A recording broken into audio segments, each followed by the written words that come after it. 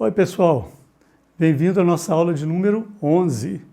Eu sou o professor Sidney de Moraes Sanches e alguém que está conduzindo você nesses estudos do Antigo Testamento. Nesta aula vamos tratar o tema da sabedoria. E eu quero abordar a sabedoria como um elemento importante também para o estudo do Antigo Testamento. Tem muita gente que não dá importância à sabedoria no Antigo Testamento.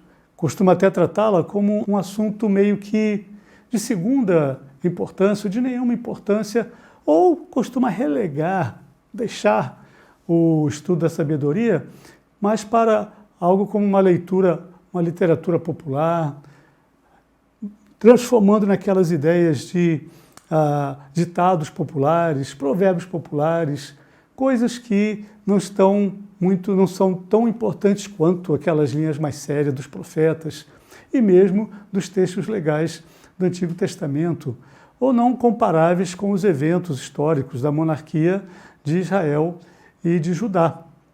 Mas não é bem assim que as coisas funcionam.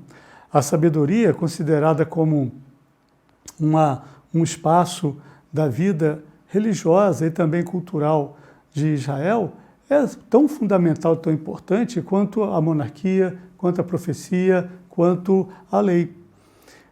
Com isso, e também como o culto. Portanto, a gente tem que dar uma atenção no nosso estudo teológico do Antigo Testamento, aquilo de teológico que também encontramos na sabedoria. Para isso, nós temos que fazer um pequeno percurso histórico acerca da presença da sabedoria no antigo Israel, ou na história do povo de Israel, na vivência do povo de Israel, enquanto uma sociedade formada de coletivos e de indivíduos também. A gente costuma chamar a sabedoria como resultante de uma era ou de um modelo histórico-cultural chamado sapiencialismo, isto é, aquilo que vem de sapiência, palavra bonita para designar o conhecimento dos sábios. O conhecimento dos sábios não está exatamente vinculado a algum conhecimento formal, aprendido em uma escola. Pelo contrário, está associado ao aprendizado resultante da observância da vida.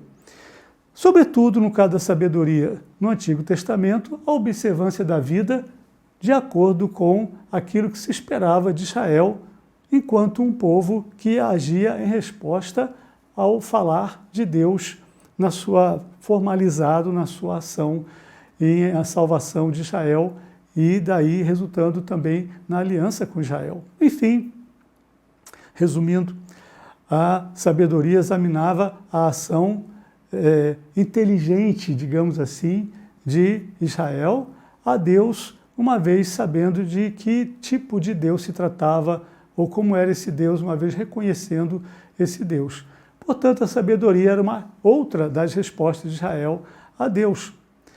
Se assim é, a gente tem que descobrir como é que a sabedoria se constituía, melhor dizendo, como ela se comportava no universo ali, no contexto da história do povo de Israel. De fato, a sabedoria ganha proeminência na história de Israel com a monarquia de Salomão. Salomão, ele reúne boa parte da sabedoria do seu tempo na sua corte, inclusive a sabedoria extra-Israel. E ali, então, vai se formando todo um corpo de sabedoria que se trata de discutir, ou que trata de discutir todas as questões humanas, experienciadas pelo ser humano, tal como o sábio lá do Eclesiastes diz que pesquisou e observou por experiência própria tudo aquilo que um ser humano poderia fazer na sua vida, na sua existência. Ora, com o exílio babilônico, o papel da sabedoria se torna cada vez mais importante, porque vai se tratar de examinar quais foram as causas que levaram Israel a se comprometer tanto consigo mesmo e tão menos com a vontade de Deus. A forma pela qual Israel é criticado do ponto de vista da sabedoria é o fato de não ter estado à altura da vontade de Deus, vontade expressa essa em seus mandamentos. Em outras palavras, Israel foi para o exílio porque faltou sabedoria a Israel. No retorno do exílio, essa classe de sábios ganha cada vez mais importância, porque é uma classe que vai se dedicar, ou como já fazia antes, e agora mais intensamente, ao estudo da lei e das suas consequências para a vida do povo. Podemos dizer que Esdras é um desses grandes sábios, talvez o maior deles e o fundador da classe contemporânea de sábios, que por sua vez vai reger a história subsequente de Israel, criando então verdadeiras escolas de sabedoria ou partidos de sabedoria para orientar a vida israelita. Podemos dizer que nos dias de Jesus, os fariseus são desses grupos de sábios interessados em construir uma espécie de orientação geral para o povo judeu, de modo a preservar aquilo que seria mais fundamental, o temor do Senhor, isto é, a resposta inteligente à vontade de Deus expressa em atitudes corretas na vida. Entenda correto como justo. É verdade que a partir do século III, isto é, aquele período grego da história de Israel, vamos dizer assim, o helenista, outras sabedorias foram sendo acumuladas ao diálogo judeu-extrajudeu no próprio território palestinense, e a gente tem obras importantes, como a obra de Jó e como o livro do Eclesiastes. Se a antiga sabedoria judaica associava a bênção à resposta inteligente, isto é, sábia, aos mandamentos de Deus, a nova sabedoria vai questionar a resposta inteligente como condicionando a ação de Deus ou a bênção de Deus. Vai ser notório que em Jó e em Eclesiastes, o simplesmente fazer o que é inteligente do ponto de vista de obedecer a Deus não é o suficiente. Por quê?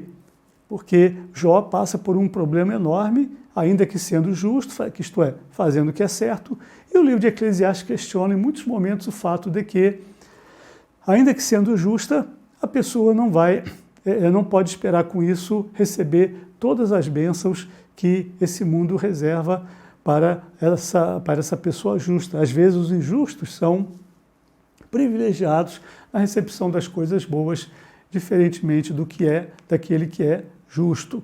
Então a gente tem aí uma leitura meio de contradição em relação ao tema normalmente entendido como a justa retribuição àquele que faz a coisa certa. Na verdade, então, os sábios e a sabedoria de Israel, ela se constitui a partir de pessoas que vão se ocupar de compreender o funcionamento da vida. Só que esse funcionamento da vida tem que estar ligado à própria ideia para que a vida existe a partir da sua origem. Se a sua origem está em Deus, ela existe para, de certa forma, responder a isso que está construído na própria vida. Então, responder inteligentemente à vida é responder inteligentemente ou com fé a Deus, isto é, praticar o temor do Senhor. Portanto, muitas das admoestações vindas das observações dos sábios de Israel têm a ver com isso. Por exemplo, se na época em que está chovendo, que a terra está fofa e que está tudo fácil para semear a semente, para a planta vir a nascer, a pessoa está deitada ou está dormindo ou vai fazer outra coisa na vida, quando chegar a época da colheita, ela não tem o que colher. Logo, essa pessoa não está respondendo inteligentemente a Deus naquilo que ele propõe na sua obra da criação. E, portanto, isso mostra também uma falta de conhecimento de Deus ou de temor de Deus. Percebe como as duas coisas estão bastante comprometidas? Isto, inclusive, leva o sábio a pesquisar, a investigar, a observar as questões econômicas, as questões políticas, as questões culturais, as questões familiares, sociais, e a tentar entender o que há no fundo disso que, ao mesmo tempo que revela uma certa resposta inteligente do ser humano, a criação como ela propõe para que ele viva, também refere a uma resposta também de fé, de temor a Deus, que está gerindo por meio da criação e das sociedades as nossas próprias vidas humanas.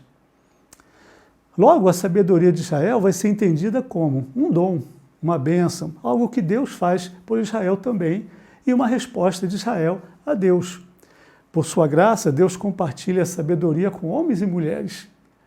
Mas somente quem possui a sabedoria em plenitude é o próprio Deus.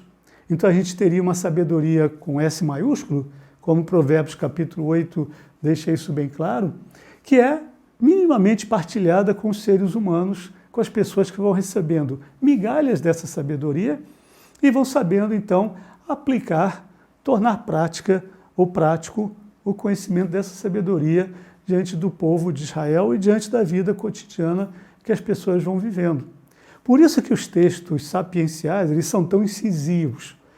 Eles afirmam que somente é possível conhecer a Deus pela sabedoria que Ele compartilhou conosco, não havendo outra maneira dessa situação poder acontecer ou ter o seu lugar. Entende, então, por que a sabedoria se torna tão fundamental e nós vamos encontrá-la tão presente, por exemplo, no livro dos Salmos? Ali nós temos uma radiografia espiritual da pessoa humana a partir das condições de vida dela coletivas e individuais. O salmista apresenta, na sua resposta a Deus, como um homem que se torna sábio na medida em que consegue entender o que está acontecendo na vida e transformar isso num questionamento a Deus, ao mesmo tempo que espera de Deus a resposta sábia, e enquanto ela não vem, ele continua esperando. Espero que você tenha entendido. Obrigado e até uma outra aula.